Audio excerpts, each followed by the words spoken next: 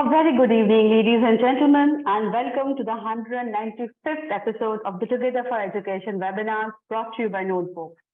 2.5 years passed when the pandemic raged outside our windows and schools had closed down. We here at Notebook felt it was our responsibility to set up a platform for educators to connect meaningfully on discussing problems they were facing with the rising need of digital education and online learning and arrive at common solutions. Today, 195 episodes later, this platform has grown much bigger than we could have ever anticipated. All thanks to your love and support. Let's discuss extremely curricular topics here like digital learning, NEP and assessments, extracurricular topics like sports and theatre, topics like school finance and management, and even evolved topics like mental health. Our today's topic is constructive struggling. The concept of constructive struggling is like old wine in a new bottle. It refers to the unique art of teaching, where engaging yet challenging problems are given to the students to eventually bring out the best in them. This is a method which, as per one particular school of thought, develops strong habits of mind and is highly recommended in a learning environment. Our first speaker on this topic is Mr. Philip Burrett. Mr. Burrett retired as a deputy headmaster from the illustrious Doon School in Dehradun after 44 years of serving in education across various institutions. Mr. Burrett served the Doon School as housemaster, head of department, dean of activities, dean of students' welfare, deputy headmaster, second master, and acting headmaster with great distinction. He also carried out a visioning exercise for the Doon School in the year 2011 through an in-depth study of a number of British public schools and various schools in the US. Mr. Burrett qualified as a leadership trainer at Wellington College, UK in the year 2000. He is also an athlete, an adventurer, and a naturalist. And we here at Notebook are truly privileged to have Mr. Burrett as our senior advisor. So thank you so much for being here today. A very, very good evening, and over to you. Thank you very much, Gagori. I hope I am audible. Absolutely, sir. Thank you very much for that introduction, and a very good evening to you, Achin, everyone at Notebook, and our esteemed panelists and our guests who have tuned in. Interesting topic. I must tell you that every morning I allow my mind to struggle with two exercises. The crossword and the Sudoku in the newspapers. It's almost become a morning ritual. It's like brushing one's teeth. I get cross when I cannot solve them. The Sudoku I normally get. I mean, it's 90% I get the Sudoku. But there are times when I make a mistake and then I struggle with it. I even sometimes copy the puzzle down on a bit of paper so that I can do it again. The crossword is a little more taxing. I don't always get it right, but there are days when I solve the whole thing.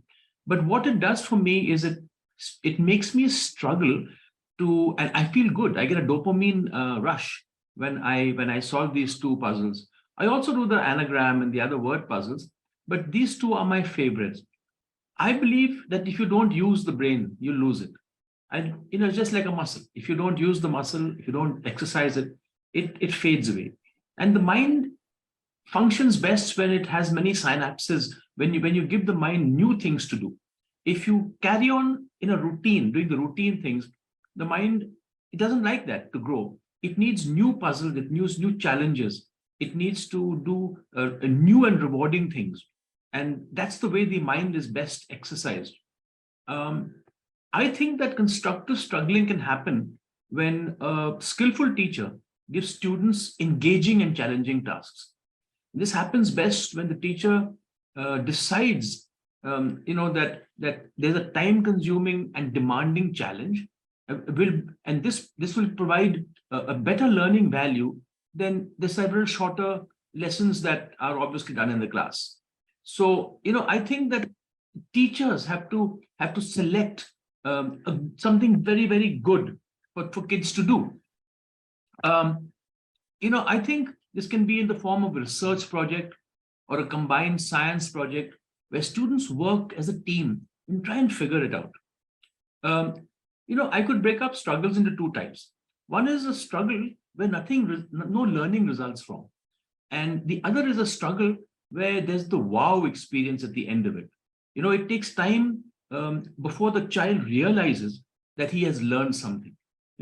Digging a hole and filling it up is good exercise, but it's not going to challenge the brain. But there are many, many, many constructive problems like geometry, algebra and maths, where the kid struggles with finding results. That is what is interesting. I think in days gone by, history was notes, geography was learning about the highest mountains, longest rivers, and English was learning Shakespeare by rote. But apart from teaching us patience and remembering facts, what else did these do? I think the science stream and the math stream. I was not a mathematician or a scientist, but I took the math stream in school because children like challenge. They love to solve chemistry equations. They like to do physics experiments. They like the struggle of maths. And I think that it's important that kids do maths at least up to class 10, even if they're not becoming engineers and architects, because I think maths teaches them the struggle, the logical struggle that it involves. Words such as creative thinking, problem solving have just crept into the vocabulary, of education, say 10 to 15 years ago. Today geography lessons are where students actually construct coastal defense against erosion by the sea. They figure out how to lengthen a river so as to reduce its erosional power. You're actually solving problems by struggling with the facts and the data. Children love to, take a caterpillar and see how it turns into a cocoon in a dark shoebox, or to germinate a seed on wet cotton in a jar of water, or digging in a mud heap to like an excavation to check like an archaeological dig to see what lies below. These are the things that children love to do, and they struggle with it. I think that anything that comes easily and is not worked for doesn't bring the satisfaction or the dopamine rush, as I mentioned earlier, as when you struggle with something and achieve it. And I said, that's what maths does.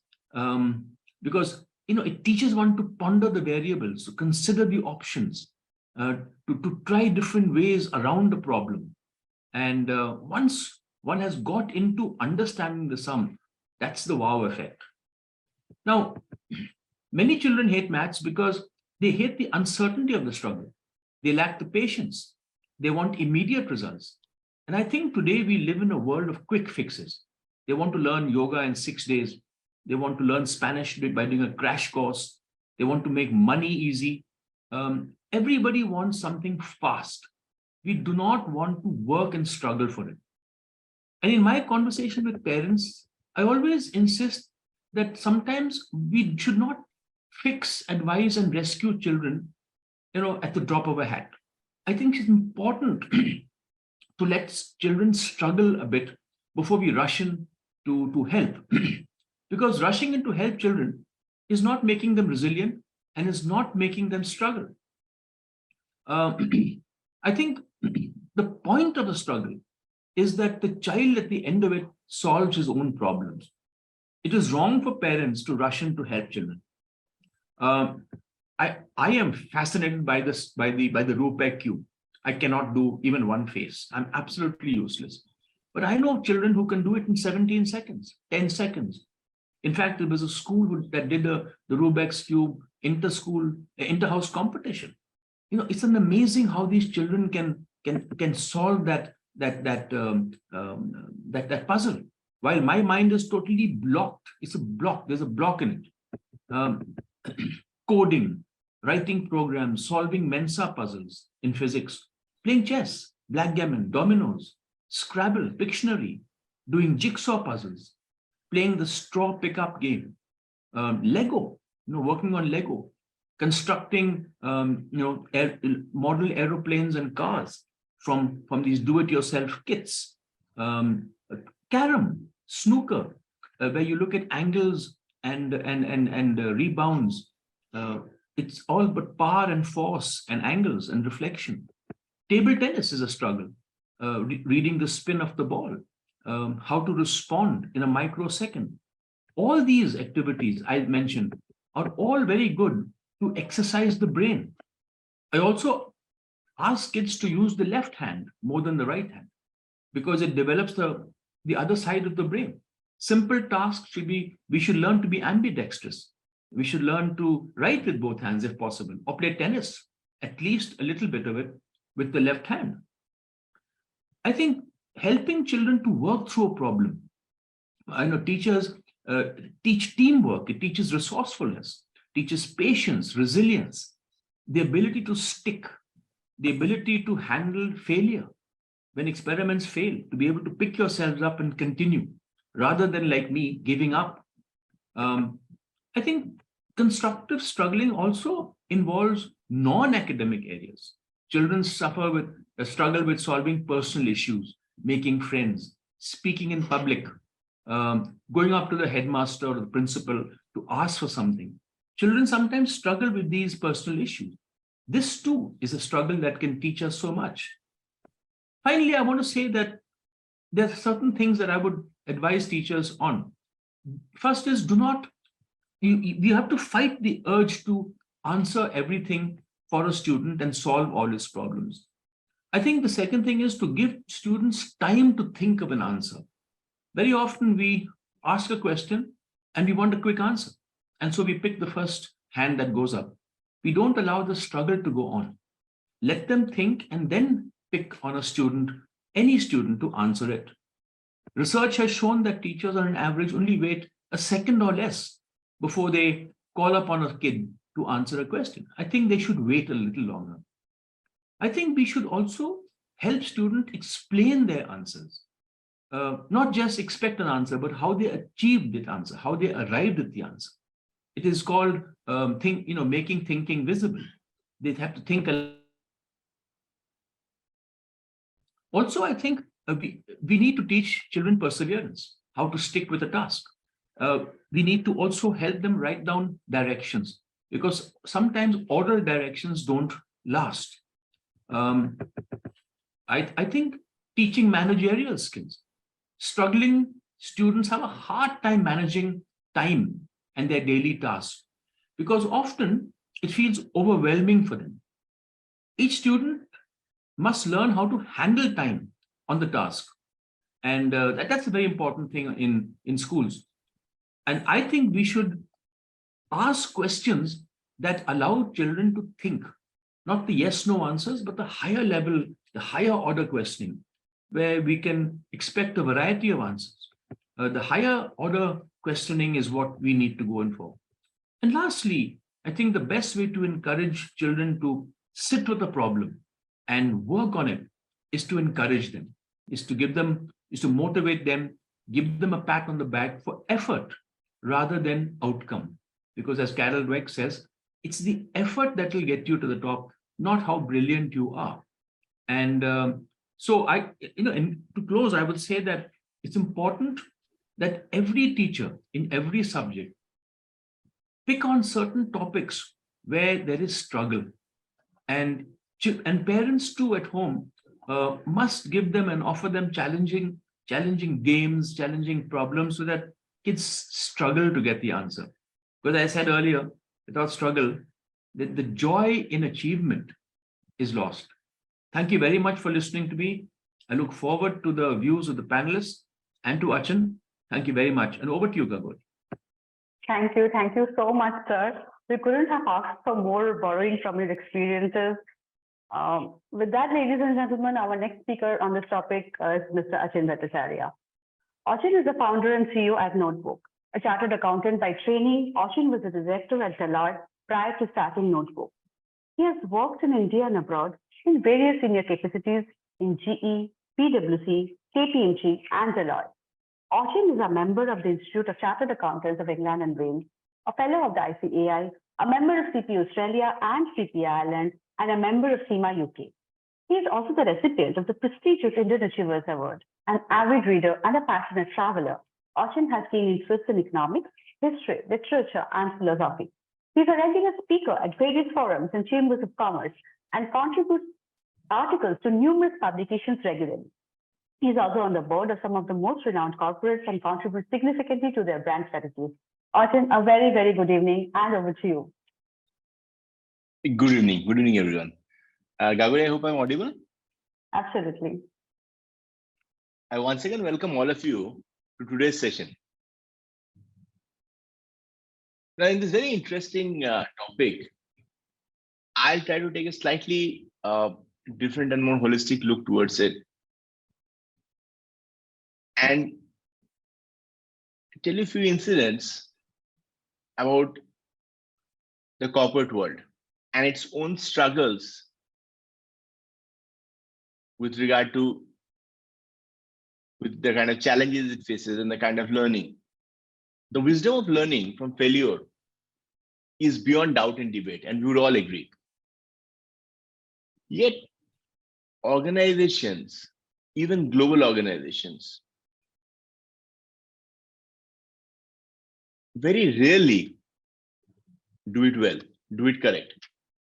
And the gap is not due to lack of commitment to learning.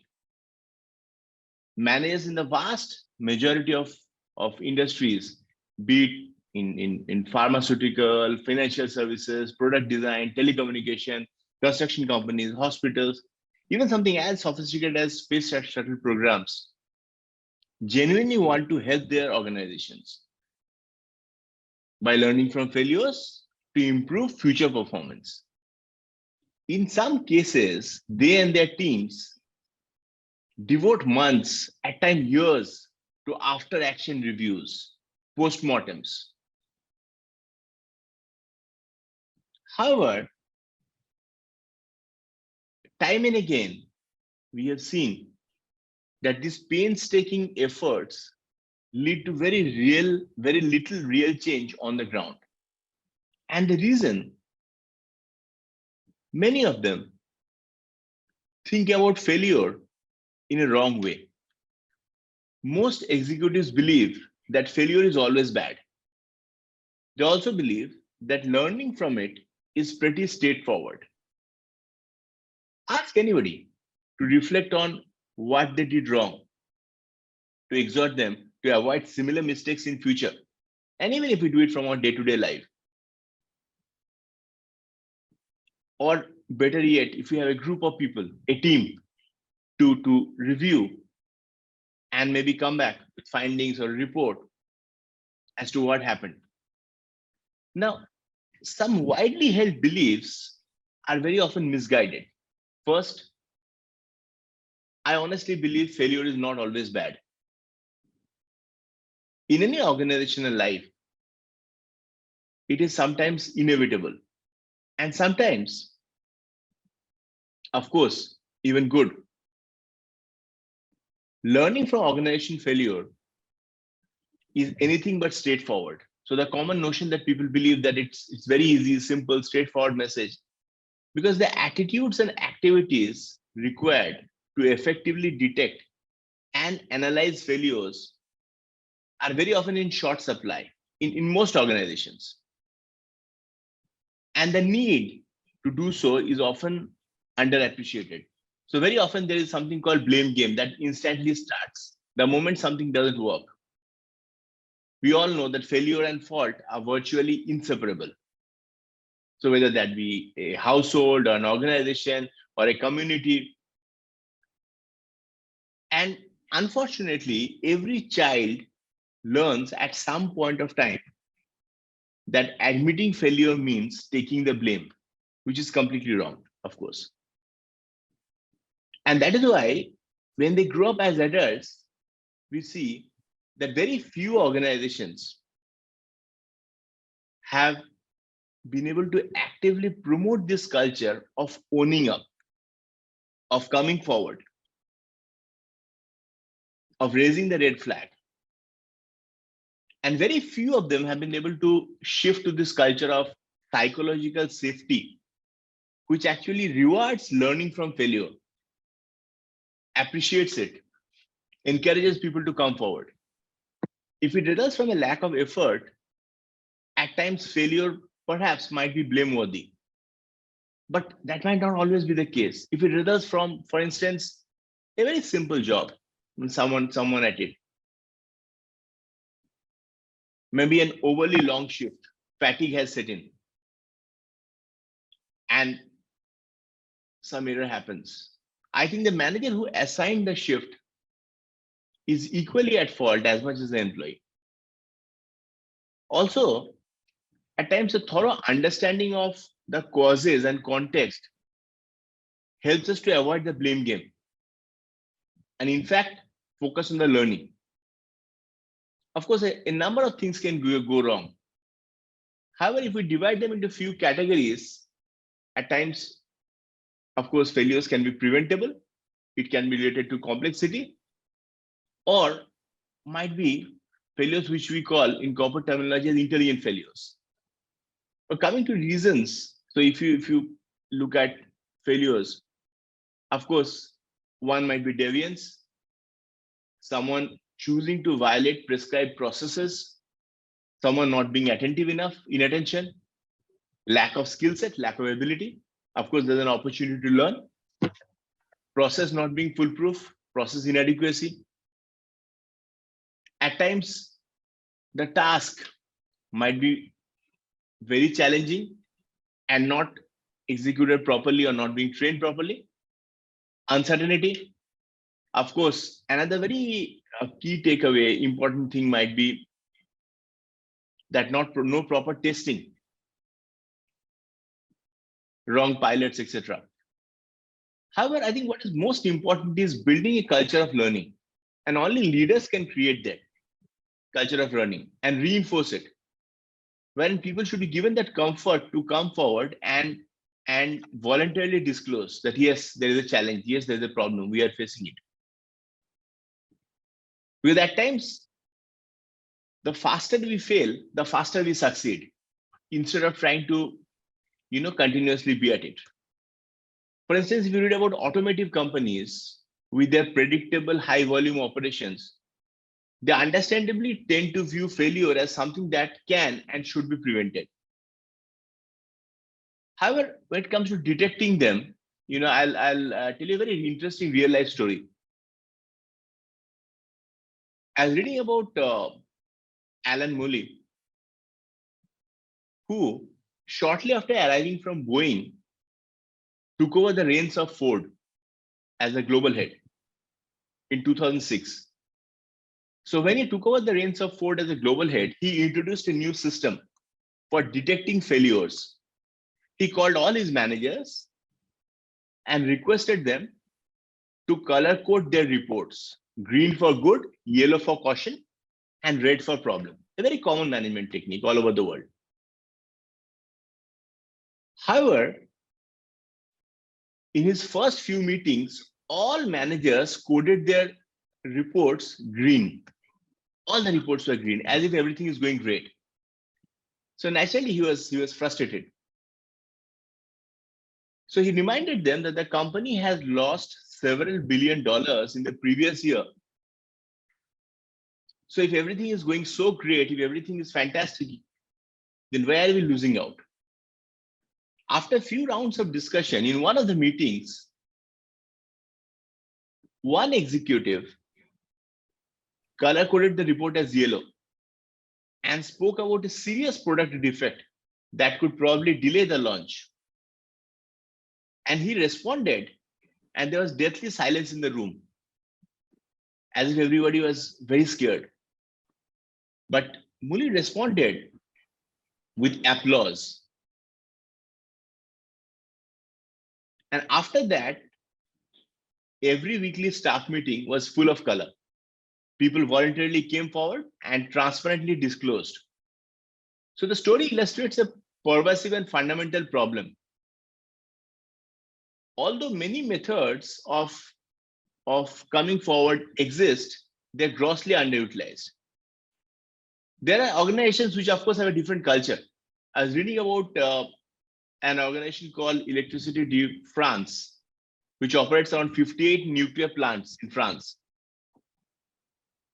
So the company has got a culture wherein everything, even the slightest of smallest of mistakes, anything that happens, is immediately investigated and informed to all other plants.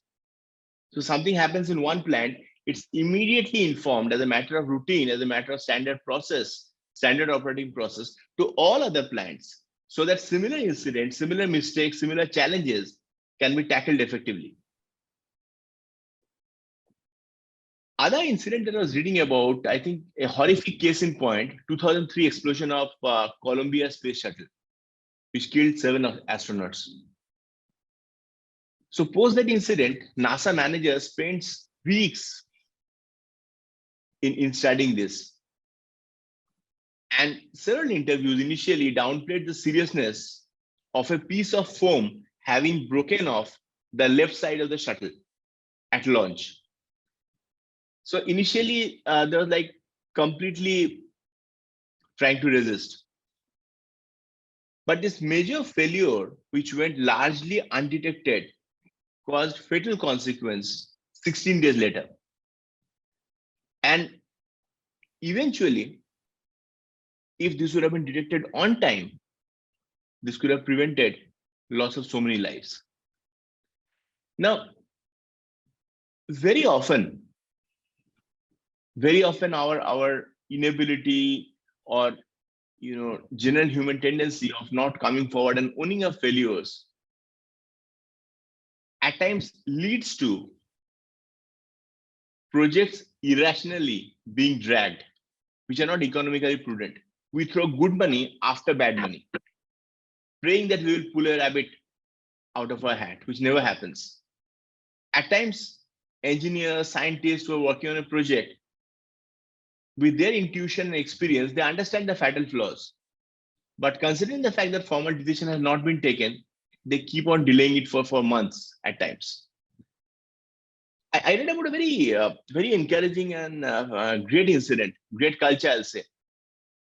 I was reading about pharma giant who called Eli Lilly. They specialize in clinical drugs for depression. So there's this culture in this company of failure parties. Anybody who is coming forward is not only appreciated, if they're working on a pilot project, if they're working on a clinical drug testing and it doesn't work, there is something called a failure party to honor intelligent, high quality scientific experiments that fail to achieve the desired results. But they appreciate the effort. And not only the effort, they also appreciate the honesty of coming forward and owning it up. The parties obviously don't cost much, but redeploying valuable resources, particularly man hours of highly qualified and acclaimed scientists to new projects, rather than dragging on with something which is destined and doomed to fail, not only saves thousands of dollars, but also lead to discovery of many great drugs, which again in turn save many lives. So I think what is most important is coming to terms with this culture.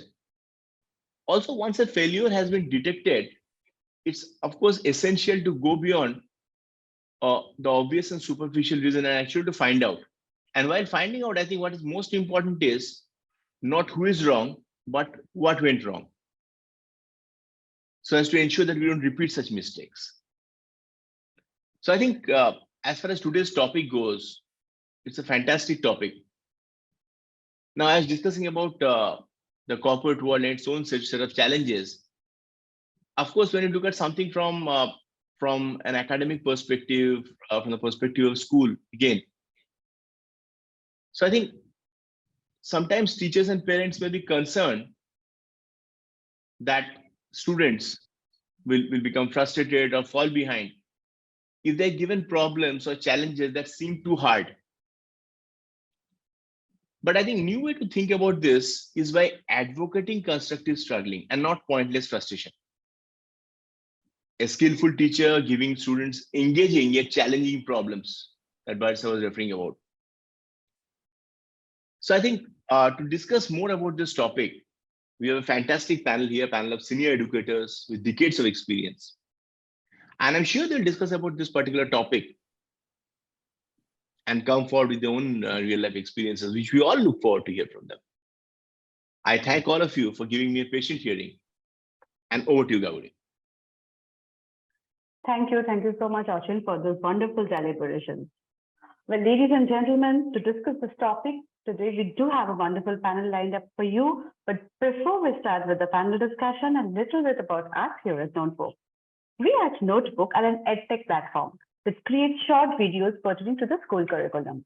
This means that every topic from every subject of the school syllabus has been converted into a series of short videos that can be used in two different cases.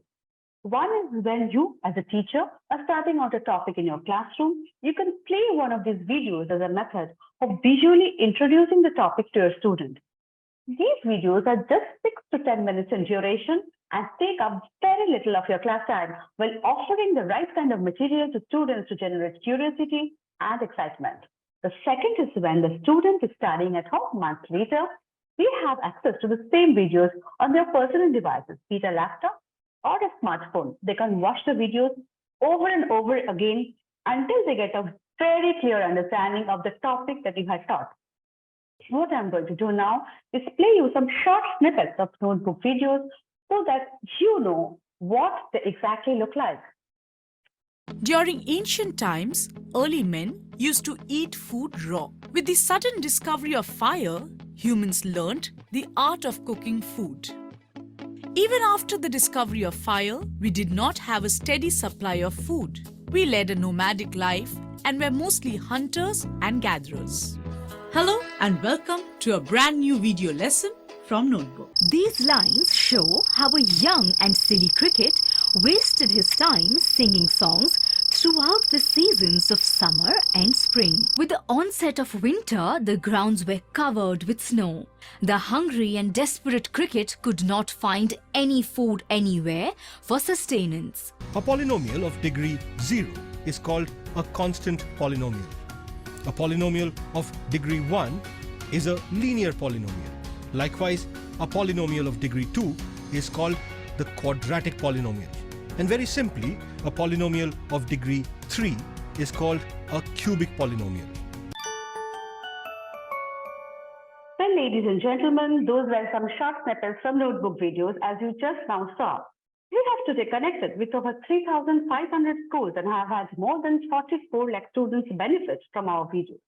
If you head over to our website www.notebook.school or use our mobile apps for Android and iOS, you would find more than 10,000 such videos at your disposal.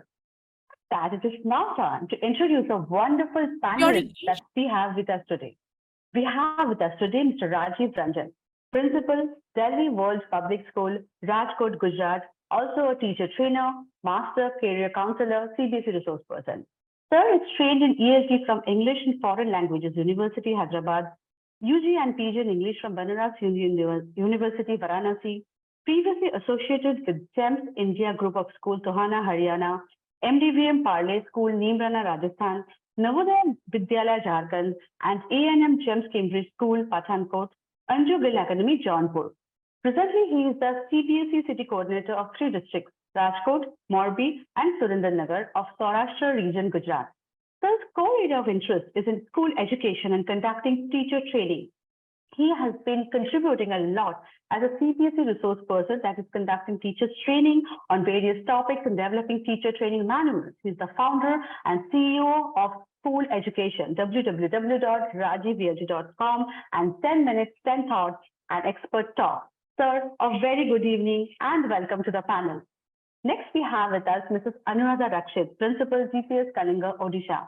Ma'am holds an MSc and MS and currently completing 36 years in the teaching profession. Ma'am started her career in Delhi Public School, Noida in 1986, relocated to GPS Angul and presently working as Principal, GPS Kalinga, Odisha. As a school teacher, she strongly believes in ethical leadership and leads by example. Mrs. Rakshit has been recognized for her efforts in the field of education as Best Principal by SOF CED and Digital World. She has been awarded Best District Principal for 6 consecutive years by the Science Olympiad Foundation. She has also received the Best Principal Award 2017-18 by Center for Educational Development CED for her contribution to excellence in education. She was felicitated for her exemplary work in the field of school education in Odisha at the 13th School Leadership Summit organized by Digital Learning in September 2019 at Raipur. Under her able guidance and leadership, students of DPS Kalinga have won various awards and accomplishments in academic and non-academic areas in national and international level. Ma'am, a very, very good evening and welcome to the panel.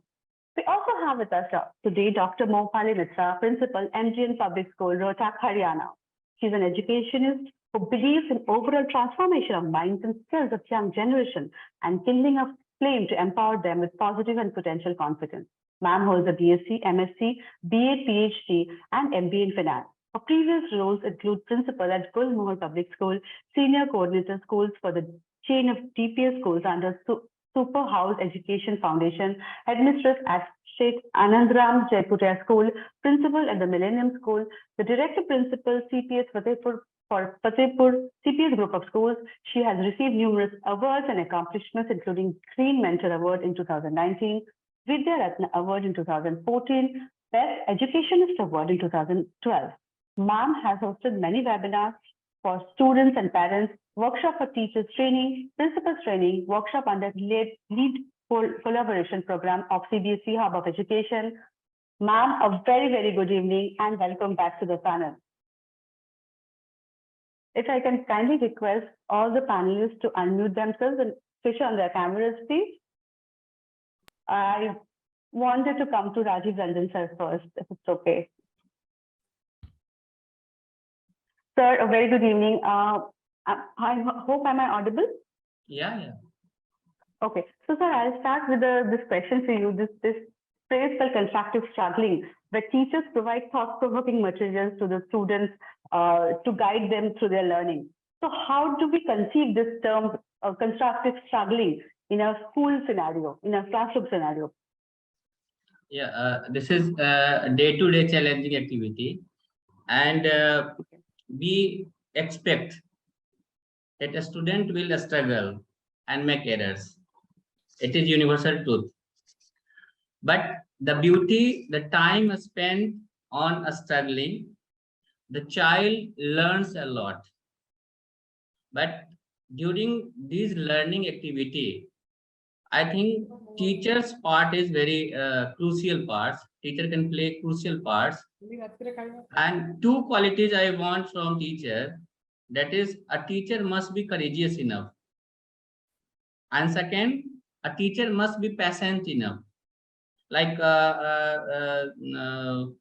Philip sir was telling that when we ask question, we give hardly 2 seconds, 1 second for giving answer. But when we give enough time, then a child can come with good answer. So I would like to discuss with, it's a crucial things in learning process, but feedback by the teacher plays important role in constructive struggling. So when a teacher gives feedback, it must be a corrective feedback. So I would like to state one thing: when people have made an error, corrective feedback is crucial, and it can be it can change the life learning process. On teacher part, I would like to say it is not enough to simply tell the learners whether they were right or wrong. People get virtually no benefit. So unless the feedback they receive provides the correct answer. So a teacher need to give correct feedback. And we generally know when the feedback is elaborative, it is beneficial to one and all students. I firmly believe last 2 to 3 years in Carol Dweck philosophy of growth mindset, and she suggested one very good thing about feedback. So she has given one example. So what should we say when children complete a task? Say math problem quickly and perfectly. Should we deny them the praise they have earned? Yes. When this happens, I say, oops, I guess that was too easy. I apologize for wasting your time. Let's do something you can really learn from. So this is example given by Carol Dweck in mindset. Now, when we talk about a teacher's perspective in us in constructive struggling, teacher is, has less, but he or she can play a wise role in maximizing learning in the classroom, outside the classroom, in the playground, anywhere. Now, I will conclude this. It's beneficial, but I would like to quote same Carl S. Dweck, and I will show you. If it is visible or not, I don't know. It may be opposite side, but It is visible. yeah, if parent and teacher want to give their children a gift, the best thing they can do is to teach their children to love challenges, be intrigued by mistakes, enjoy effort, and keep on learning. That way, their children do not have to be slaves of praise. They will have a lifelong way to build and repair their own confidence. So here, all things lies on building confidence and believing in child's inbuilt qualities. Yes, he or she can do it. So thank you from my side. Thank you. Thank you so much, sir. I would next come to Moupali, ma'am, please, if it's okay. Ma'am, a very good evening, ma'am. Ma'am, you have to unmute yourself, I think. Very good morning, ma'am. Very good evening. Sorry, very good evening. Ma'am, so my question would be like students are struggling through their ideas. So this is a concept which we often follow in classrooms. So in your school, how do you is it at all followed this concept of constructive struggling, like in the classroom scenario? All right. How do you follow this concept in Yes. school? When we talk about constructive struggling inside the classroom, as we say, it caters to the complete classroom ecosystem. It doesn't take one or two things together, but it is a complete ecosystem of the class that it caters to. And as you said, the teachers provide a thought-provoking materials which guide the students but do not participate. Teachers basically do not participate. When we talk about constructive struggling, we do not give them the complete solution. So we push them towards the problem and we look at it. In fact, what happens, when a skilled teacher engages students with challenging problem, the teacher decides to create a demanding possibilities where these time-consuming problems will likely provide more learning values than several shorter and obvious type of problem. The child thinks about it. The skill develops, the aptitude develops, and it enhances the information background of a child. With a small example, we cater to these things in the classroom. If it is a mathematics, we give them the edge. But if we completely solve the solution and give them the solution, the child will never come across solving the problems. So we need to push them, ignite the spark within them. It can have various ways and strategies like involve them. We can involve the learners and create a democratic viewpoint inside the classroom for a typical problem. Democratic viewpoints means these days we talk about a lot of things about igniting the aptitude, learning process, or maybe the creative environment inside the classroom. It is all that ignite the fire in the belly, which require a lot of passion, research work, and paving a way for motivating a child to ask questions so that they dwell into the problem and come up with the solution. When the teacher actually, what happens, when a teacher facilitates a process of learning in which students are encouraged to be responsible and basically they are autonomous. That means somewhere they start thinking about it and take a responsibility to solve it, and they can take the chance to prove themselves in that way also. I don't know that the topic, it relates to one more theory that is called as constructivism, where this theory is called as constructivism because here the learners construct knowledge rather than just passively taking in information.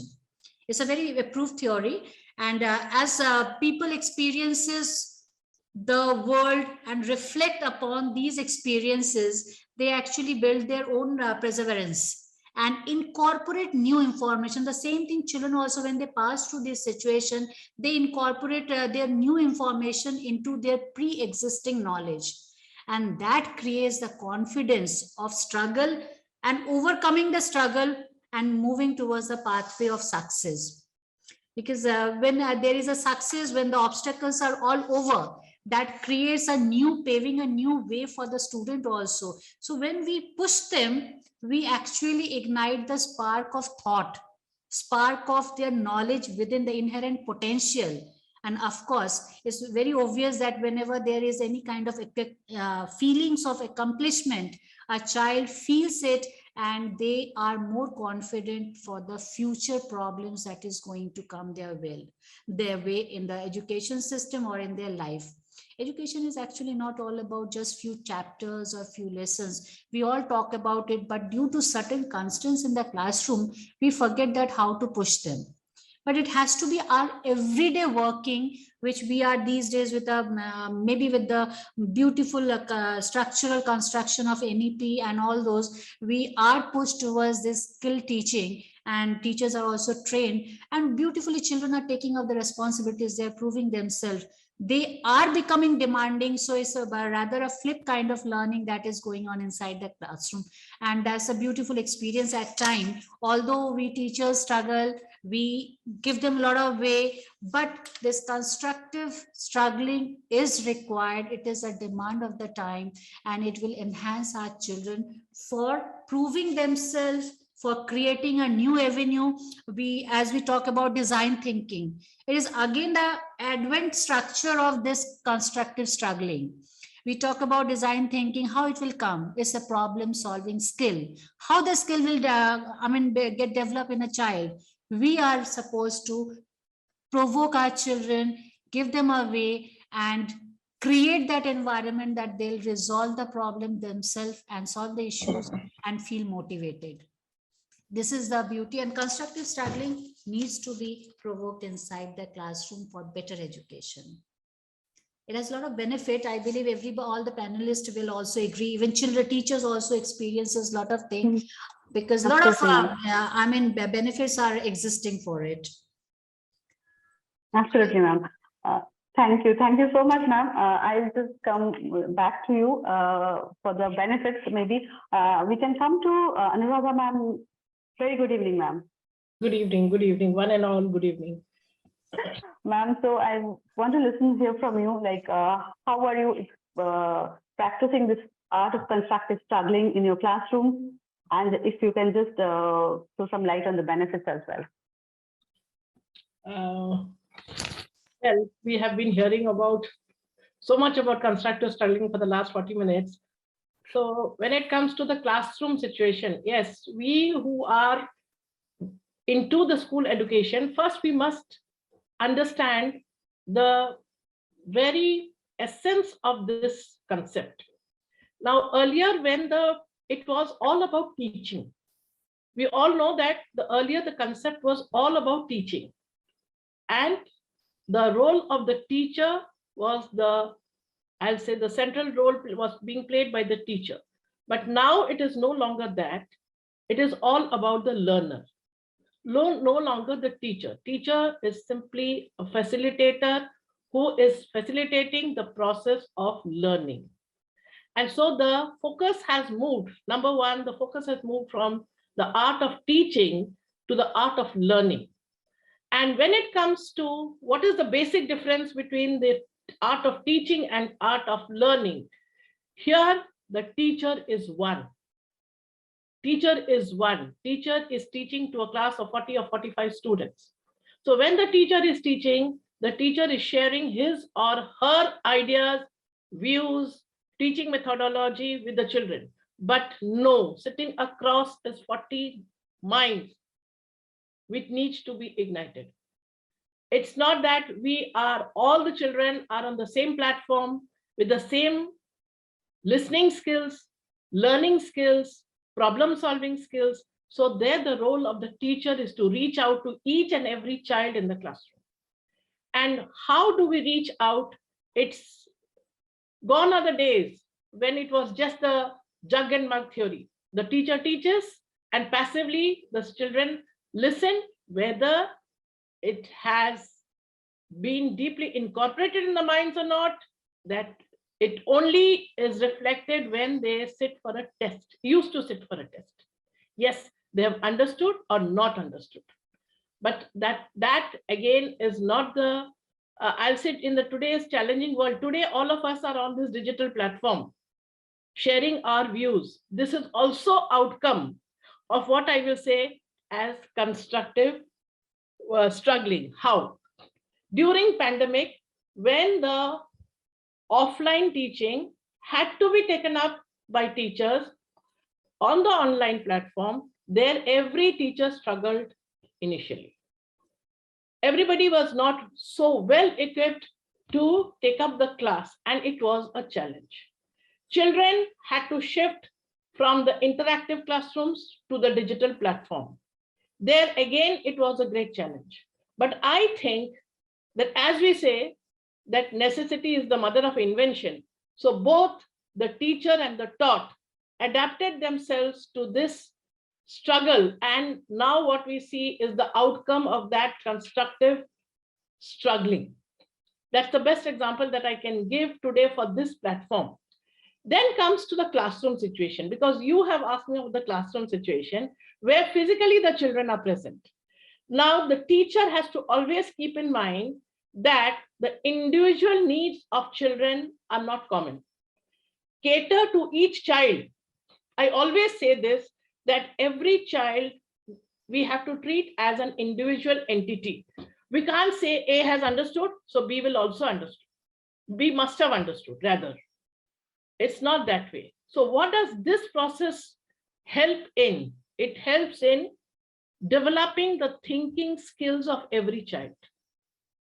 And now the need of the hour is developing thinking skills. Now it's always it is said that my teacher did not teach me what to learn. My teacher taught me how to learn. That is more important, how to learn. Yes, everybody has the textbook in front of them, they can learn. That is the content, but we have to cater to how to learn. So there what we do, if we give them a problem, there what they start thinking of the possible solutions. Every child will not think in the same angle or in the same direction.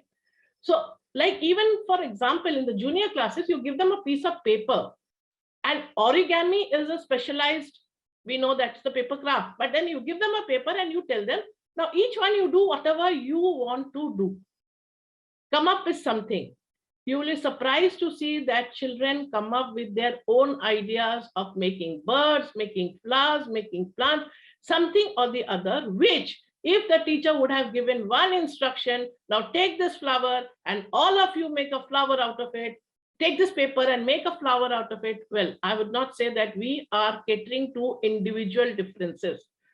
Learners are differently different from each other. So when we are giving them some kind of a problem, what we are doing, we are identifying our learners. What type of learners? We know that the WARC model is always there: visual learners, auditory learners, the reading and writing method, and the kinesthetic learners. So the teacher has to know, first identify what are the different type of learners that I'm going to cater to. And there the struggling will definitely give them the result. What will happen? Each child will have an individual way of thinking. And then they will struggle on it. They will work on it.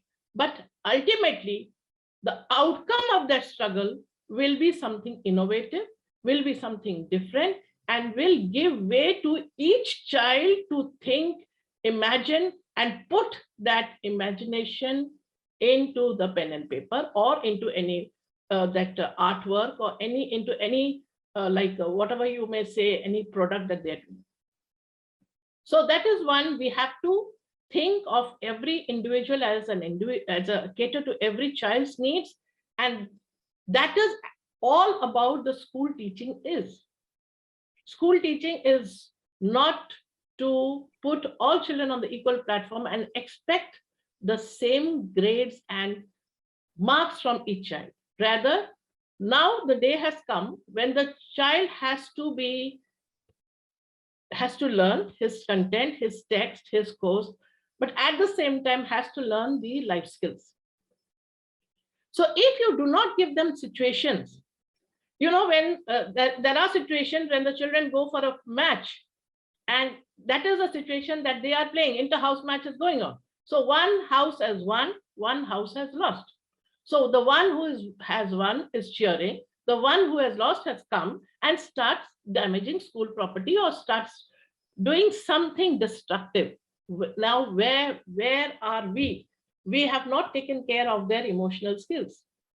So we will give them a problem, we will give them this thing, but the outcome of that should not be only grading them. The outcome of it will be a 360-degree development of every child. So that should be the basic aim of school education. I am just going on saying school education because there the foundation is being laid. Later on, when they go to college or they go for professional courses, the skills are honed, but the basic skills are laid there. So here we have to take care that whatever problems or whatever struggling we are giving, there should be some positive outcome. Even nature has provided examples.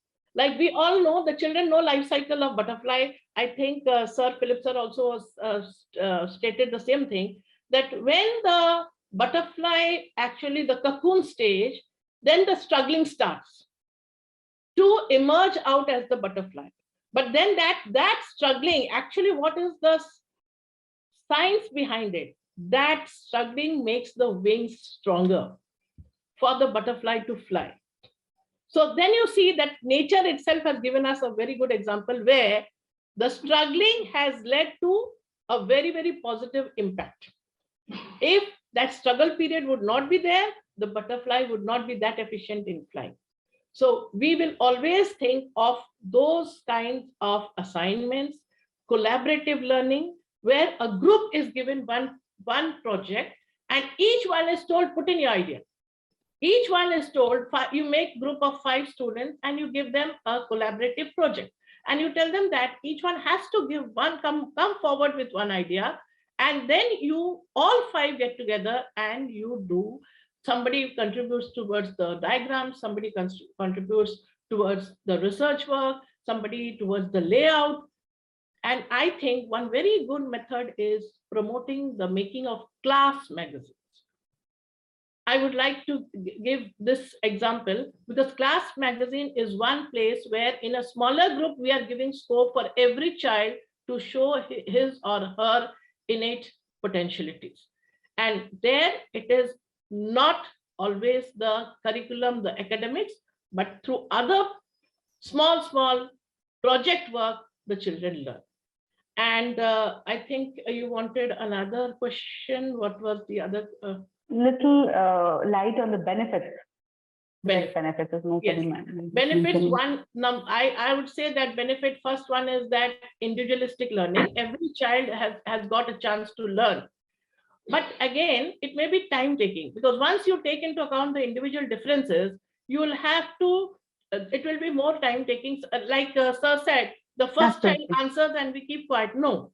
We are going to give chance for many children to answer. So it will take time, but definitely it will help in individualistic learning and cater to each learner.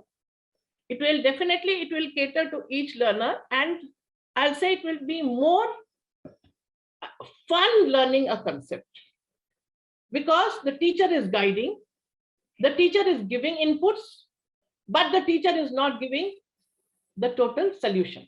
So it is a guided learning system where the teacher is guiding the child. Yes, now I give you this clue. Come on, go ahead. The child thinks. I have to think and find out the answer. And as already it has been mentioned, crossword puzzles, then even when they are young, the jigsaw puzzles, and of course now the Sudoku and the crossword puzzle. These are something which really helps the child to think.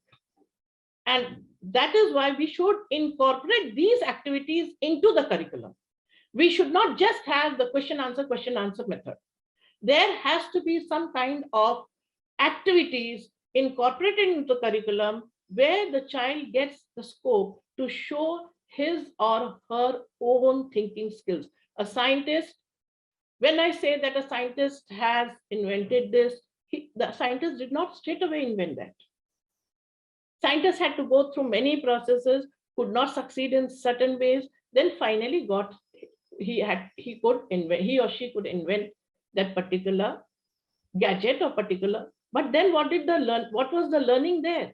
That there were 9 methods where it did not work.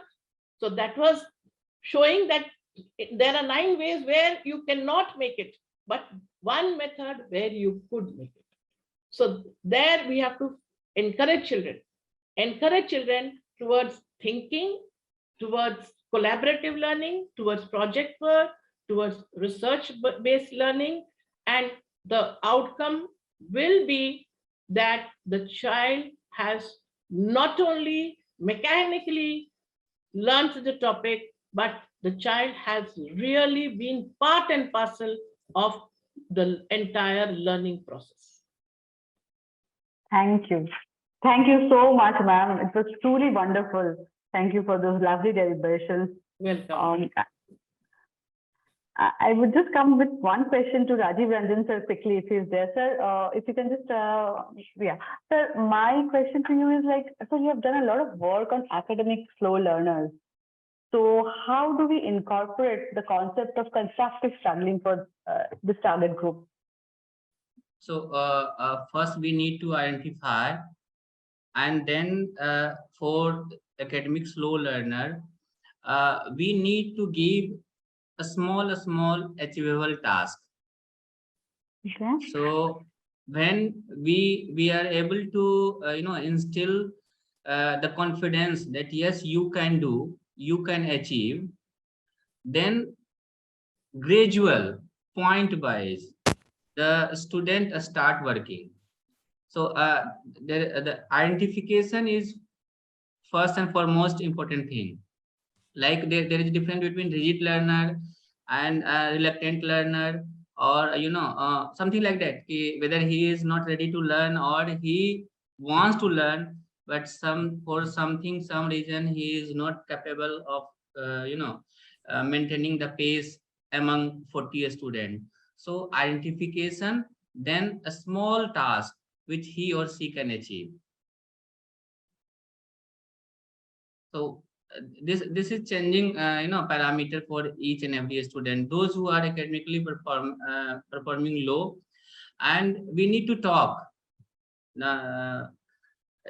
continuously. Sometimes somewhere, suppose he is playing in the playground, so not in the office. When he comes in the office, so he has he or she has threatening fear कि principal sir बुलाए हैं हम. So we need to catch those students somewhere. कभी class में घूमते हुए मिल गया, कहीं ग्राउंड में मिल गया, कभी पानी पीते हुए मिल गया. तो it works a lot. So उसका fear नहीं है कि प्रिंसिपल सर हमें देख रहे हैं, प्रिंसिपल सर हमें ऑब्जर्व कर रहे हैं. Without making aware that particular student that principal sir is watching or teacher is watching, we need to take care all the things to that particular student. And last 11 to 12 years, I am working on academic slow learner, and they are performing very well. Wonderful, sir. Wonderful. Thank you, sir. I will come with the last question to Moupali Mittra ma'am for the benefits of, if you can just little bit on the benefits of constructive struggling, ma'am, before we close. Yes, ma'am. Thank you so much. Already, ma'am has given a little glimpse of what positive thinking and analytical thinking can enhance in a child. But when we talk about constructive struggling for students, as we are continuously asking them to move towards a positive approach where they are not able to perform in one go.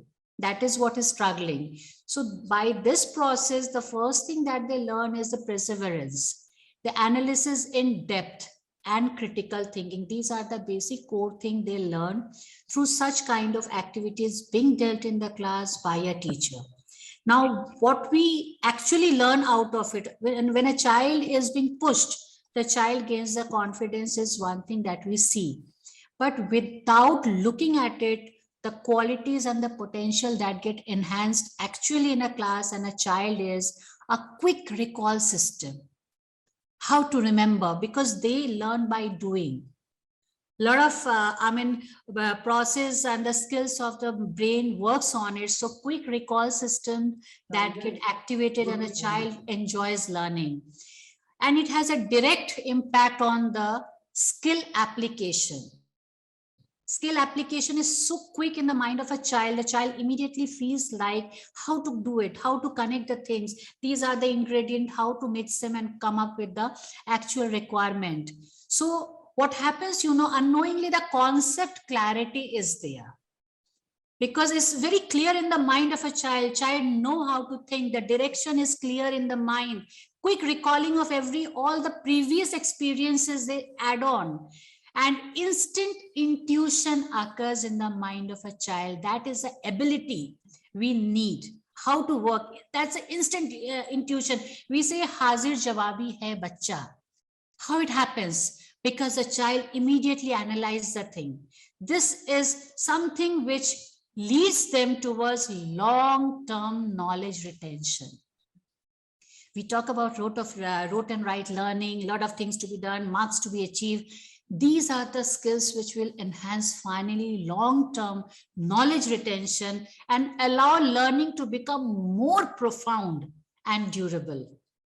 It's not just for learning, just for writing. We need the education which is going to be retained by a child for a long term, and it can help them in their future. Future learners we are talking about, future citizens we are talking about. A lot of words we use for them, but what is exactly going to be with them for the future learning? These are the skills that will enhance and builds very one important character that I feel is the requirement is it builds transferable skill based on teamwork and collaboration.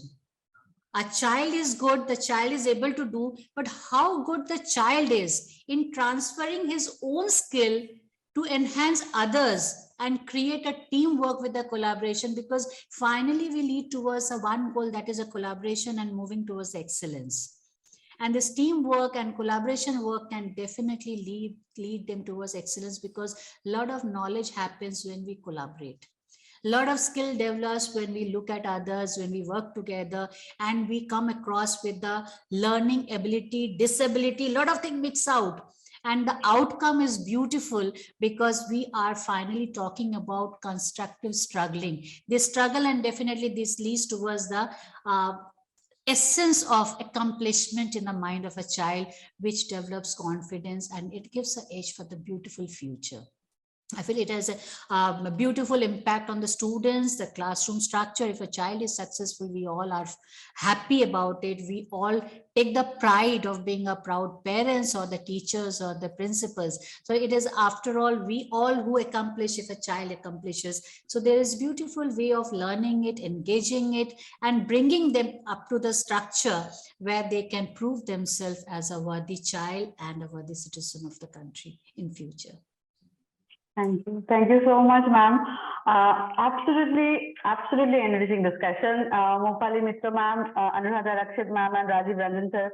Thanks to all of you for contributing, and it was really an enriching session. Would want to call back Achin for the vote of thanks, please. Thank you. Yeah, I think wonderful discussion, very thought-provoking, and I'm sure members of our esteemed audience stand to benefit from it.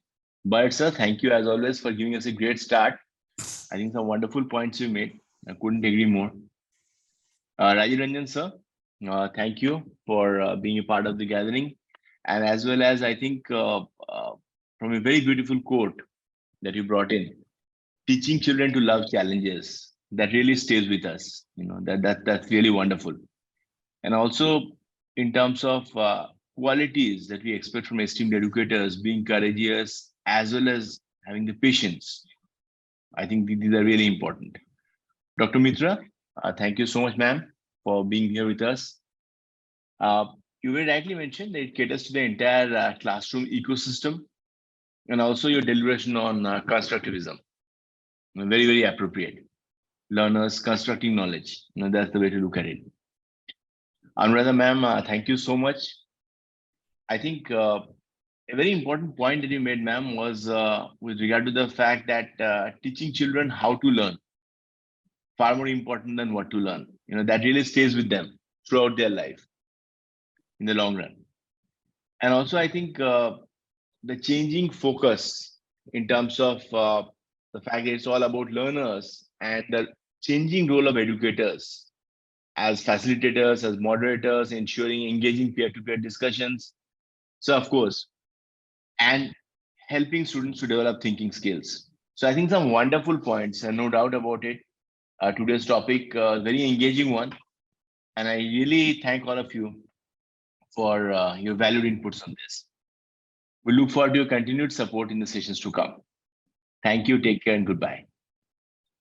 Thank you. Thank you, everyone. Thank you, sir.